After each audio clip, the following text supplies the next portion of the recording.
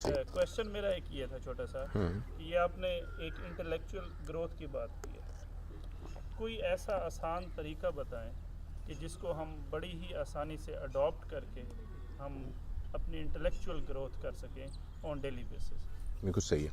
देखें, उसके लिए हमें ना थोड़ा सा समझना पड़ेगा कि हमारा जो इंटेलेक्ट है वो काम कैसे करता है। बुनियादी तौर पर हमारा जो इंटेलेक्ट है ना सर, वो अगर हम साइंस के स्टूडेंट हैं तो सवाए इलेक्ट्रिकल करंट्स के और कुछ भी नहीं है। एक सेल है, उसके अंदर इलेक्ट्रिक करंट बन रहा है और वो करंट जो है वो फिर और कर रहा है। अच्छा, वो जो करंट है ना, उनके जो सर्किट्स बने हैं उनका एक पैटर्न बन जाता है, और जो एक पैटर्न बनता है ना वो एक मेमोरी है, और वो जो मेमोरी की कॉम्बिनेशन है वो हमारी आदत है। आप इमेजिन करें कि छोटे से खोपड़ी के अंदर, और उसके अंदर भी एक आधा पोर्शन है प्री फ्रंटल गायरस, सारा नहीं, उसके अंदर अल्लाह पाक ने क्या ज़बरदस्त निज़ाम रखा हुआ है कि बचपन में आपके दादा ने आपके माथे पे बोसा दिया था और वो मेमोरी का सर्किट आपके दिमाग में मौजूद है अभी तक वो भी सर्किट मौजूद है। अच्छा, ये जितने सर्किट बने हुए हैं ना सारे सर, ये सर्किट, इनका पैटर्न तकरीबन 7 साल की उम्र में मुकम्मल हो जाता है। ये बड़ी तकलीफ़देह बात है, और 95% ऑफ द टाइम हम अपने मरते तक, बूढ़े होने तक उस बने हुए पैटर्न्स के ऊपर काम करते हैं। और ये एक तरह से अल्लाह की तरफ से नेमत भी है, क्योंकि जब आपने मुझसे बात की ना सर कोई, तो मैंने अपने उन बने हुए पैटर्न्स की बुनियाद से आपको जवाब दिया, तो मेरी एनर्जी नहीं इतनी खर्च हुई। और अगर मैं फ़र्ज़ करें ठीक हूं, मेरा थॉट प्रोसेस ठीक है, तो मैंने मोस्ट ऑफ द टाइम आपको सही जवाब ही दिया होगा, ठीक है। लेकिन मैं अगर एक नफरत वाले मिजाज का बना हुआ हूं तो वो उसी तरह का पैटर्न बोलेगा, मोहब्बत वाला पैटर्न बोलेगा। ये अगर ऐसा होता कि हर केस को दोबारा से स्टडी करके मुझे जवाब देना पड़ता तो हमारे दिमाग की एनर्जी कंज्यूम हो जाती। तो अल्लाह ने एक तरह करम किया है कि 95% टाइम हम बिहेव ही अपनी हैबिट्स की बुनियाद पे करते हैं। अच्छा, अब वो जो हैबिट बनी हुई है, अगर तो वो ठीक बनी हुई है फिर तो ठीक बनी हुई है, लेकिन अगर वो ठीक नहीं बनी हुई, उसको हम ग्रो करना चाहते हैं, तो उसका सिर्फ अल्लाह ने एक छोटी सी विंडो रखी हुई है कि 5% of the time we can actually work without this habit brain. इस ब्रेन को कहते हैं हैबिट ब्रेन, और दूसरे ब्रेन को कहते हैं कॉन्शियस ब्रेन। कॉन्शियस ब्रेन तब काम करता है जब हम पास्ट से कोई इंफॉर्मेशन नहीं ले रहे होते और फ्यूचर की इमेजिनेशन की तरफ नहीं जा रहे होते, हम प्रेजेंट डाटा के ऊपर फैसला कर रहे होते हैं। और प्रेजेंट डाटा के ऊपर फैसला करने के लिए जो चीज चाहिए होती है उसे हम कहते हैं कॉन्सेंट्रेशन। अगर आप अपनी इंटेलेक्ट को ग्रो करना चाहते हैं तो आपको एक चीज प्रैक्टिस करनी पड़ेगी, और उसका नाम है कॉन्सेंट्रेशन। जब आप गाड़ी, जिसको हम कहते हैं एक शऊरी अवेयरनेस, जिसको अवेयरनेस आप कहें, जैसे आप गाड़ी चला रहे हैं ना, तो बेसिकली आप अपनी हैबिट ब्रेन पे गाड़ी चला रहे हैं। आप साथ जो है ना मोबाइल भी सुन रहे हैं, गाना भी सुन रहे हैं, सिगरेट अगर सिगरेट भी पी रहे हैं, और साथ जो है ना आप गियर भी लगा रहे हैं। आप अचानक ब्रेक लगी तो आपको पता भी नहीं चला, आपने ब्रेक भी लगा ली, इंडिकेटर भी दे दिया, आगे चले गए। वो हैबिट ब्रेन पे कर रहे हैं। अच्छा, अगर आप इसको चेंज करना चाहते हैं तो आपको एक मश्क करनी पड़ेगी। उस मश्क का नाम है कॉन्सेंट्रेशन। उसका मतलब है कि जब मैं चाय पी रहा हूं तो मेरी जिंदगी का सिर्फ एक मकसद है कि ये मैंने चाय पी, इस गर्म को मैंने महसूस किया, ये मेरे गले से होके गई और ये मैंने महसूस किया। अच्छा, आप इस तरह से एक सिप लें तो इमीडिएटली आपका पास्ट से आप डिस्कनेक्ट हो जाएंगे और फ्यूचर से आप डिस्कनेक्ट हो जाएंगे, और आप इस प्रेजेंट के अंदर आ जाएंगे। अक्सर ये लोग सवाल पूछते हैं कि जी प्रेजेंट मूवमेंट में आने का तरीका क्या है।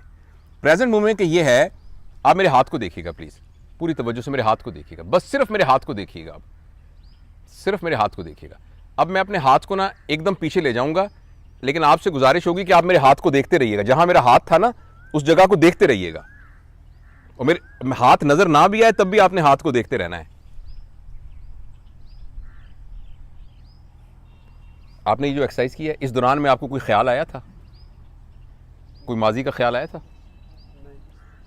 कोई फ्यूचर का ख्याल आया था? आपको याद था कि आप किसी के हस्बैंड हैं? आपको ख्याल आया था कि आपका बेटा है कोई? क्यों भला? You are concentrating. आप यकीन कीजिए, हम अपनी जिंदगी का ऑलमोस्ट 100% टाइम विदाउट कंसंट्रेशन गुजार रहे होते हैं। जब हम नहा रहे होते हैं ना तो हमें याद हो रहा है कि दफ्तर में यार क्या हो रहा है, ठीक है। जब हम खाना खा रहे होते हैं हमें याद हो रहा है आज बीवी से मेरी क्या लड़ाई करनी है, अब ये पैसे मांगेगी, इसको कहाँ से देने हैं। तो अब हम अच्छा, अब आप ये देखिए आप प्रेजेंट मोमेंट में मौजूद ही नहीं है। नमाज में खास तौर पे, नमाज में तो सारा पूरे हिसाब किताब हो जाते हैं। तो ये आपने जो बड़ा अच्छा किया सवाल किया, ये मैं आजकल कोशिश कर रहा हूँ इसकी कि उसमें 100% कॉन्सेंट्रेशन अगर हम आ जाए ना तो हम तो वलीउल्लाह बन जाएंगे। वो इसलिए कि हम उस वक्त अपने पास्ट की बुनियाद पर तो करें, ये मुमकिन नहीं है। इसका मैं एक प्रैक्टिकल तरीका बताता हूँ। आप शादीशुदा हैं सारे, और बच्चे आपके कितने हैं? 2 बच्चे। आप एक फैसला करें, मैं आपके ये कुछ और भी आप कर सकते हैं, मैं से मिसाल के तौर आपकी इजाज़त से, कि जब आपकी बेगम आपसे बात करेंगी ना, आप उस बात में अनडिवाइडेड कंसंट्रेशन से उनकी बात सुनेंगे, चाहे वो फजूल बात है चाहे कोई भी बात है, टू स्टार्ट विद। लिहाजा आप घर आए, बेगम आपने एकदम मोबाइल रख दिया, हाँ क्या बात कर रही है, वो बात करिए ना, फुल कंसंट्रेशन से, चाहे वो बात फजूल है, चाहे वो गैर ज़रूरी है, चाहे वो आपको समझ आ रही है, चाहे उसकी आप एक शख्स से ये शुरू करें। मे भी आप कहें कि दफ्तर में मेरा जो बॉस है ना, मैं अपने बॉस के साथ जो बात करूंगा तो उसको मैं अनडिवाइडेड कंसंट्रेशन के साथ बात करूंगा।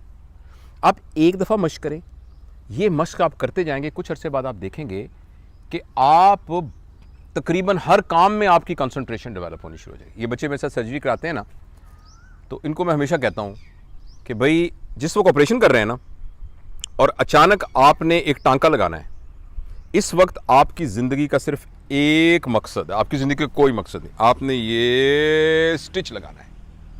स्टिच लगा दिया आपने, अब आपने इसको काटना है, आपकी ज़िंदगी का सिर्फ एक मकसद है, आपने स्टिच काटना है।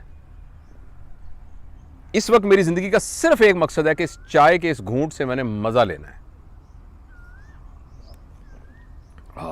मज़ा आ गया। इस तरह से हम चाय नहीं पीते, इस तरह से हम नहाते नहीं हैं, इस तरीके से हम कपड़े नहीं पहनते, इस तरीके से अपनी बीवी से बात नहीं करते, इस तरीके से अपने बच्चों से बात नहीं करते, इसी तरीके से हम अपने काम से बात नहीं करते। तो इंटेलेक्ट के ग्रो करने का सर तरीका एक तो है ना बिल्डिंग ऑफ नॉलेज, कि जी किताबें पढ़नी चाहिए, किताब पढ़ना चाहिए, रोज़ाना टाइम निकालना चाहिए, मैं इस पर नहीं जाता। पता नहीं कई लोग किताबें ना पढ़ के भी इंटेलेक्ट को ग्रो कर सकते हैं। आप कंसंट्रेट करने की मशक करनी शुरू कर दें, और टू स्टार्ट विद ये करें, एक शख्स ढूंढ लें जो आपकी ज़िंदगी में one of the important person in your life. आपने कहा जी यार ये जो भी बात करेगा ना, इसकी बात को मैंने से तवज्जो से सुनना है, अनडिवाइडेड टेंशन से। और आप ये मशक करके देखें, मैं ज़ाती तौर पे कर रहा हूँ इसके लिए कोई मशक। आप देखिएगा कुछ अरसे के बाद आपके रिलेशनशिप्स कितने स्ट्रांग होते हैं और आपका दिमाग कितना शार्प होता है। आपकी ऑब्जर्व ऐसी ऐसी चीज़ें आपको नज़र आनी शुरू हो जाएंगी जो कि मौजूद थी, आपने कभी नहीं देखी। आप में से कितने लोग शादीशुदा हैं? आपको अपनी बेगम की आंखों का रंग पता है? नहीं, रंग किस रंग का है? ब्राउन, एग्जैक्ट रंग याद है? देखा नहीं ना सर, देखा नहीं है ना सर। इसी तरीके से आप बहुत सी चीज़ें आप देखेंगे कि आंखें होने के बावजूद हमने नहीं देखी हुई। तो ये है मेरे ख्याल में इंटेलेक्ट को ग्रो करने का जो की पॉइंट है ना सर। इस पर हम लंबी बात कर सकते हैं, किताबें पढ़नी चाहिए ये, मगर वो ऐसे हवा में करने वाली बातें। Learn to concentrate. ये एक प्रैक्टिस मैंने भी की थी, वो इनडायरेक्टली आपकी बात को कंटिन्यू करती है कि अपनी ऑब्जर्वेशन को इंक्रीज करना, which is focus actually, which is focus. हाँ, विच इज़ फोकस। और आप देखिए ना, ये मैं मुख्तलिफ इस पर बड़ा मैं गौर किया। एक आदमी है जे कृष्णमूर्ति, एक दफ़ा बड़ा एक ज़माने में बड़ा ना फैशन था जे कृष्णमूर्ति को पढ़ना। तो उनसे किसी ने सवाल पूछा, ये बताएं कि जब मेरा दिमाग हर वक्त चैटर करता रहता है, मतलब मैं बात दिमाग में हर वक्त, आपने कभी पता महसूस किया होगा कि यार मैं चाहता हूँ ख्यालात ना आए दिमाग में, ख्यालात ही आई जा रहे हैं। तो उसके ना मुख्तलिफ लोगों ने उसने एक बड़ी ज़बरदस्त बात की। उसने कहा just give an intense focus on it, it will disappear. किसी चीज़ पर आप कॉन्सेंट्रेट करें एकदम, वो गायब हो जाएगी। ठीक है।